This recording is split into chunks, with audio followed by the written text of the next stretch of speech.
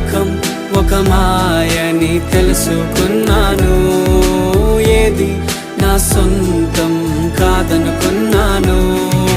తప్పిపోయిన కుమారుని నేనైతే నా కొరకై నిరీక్షించే తండ్రి నా యేసు. తప్పిపోయిన కుమారుని నేనైతే నా కొరకై నిరీక్షించే తండ్రి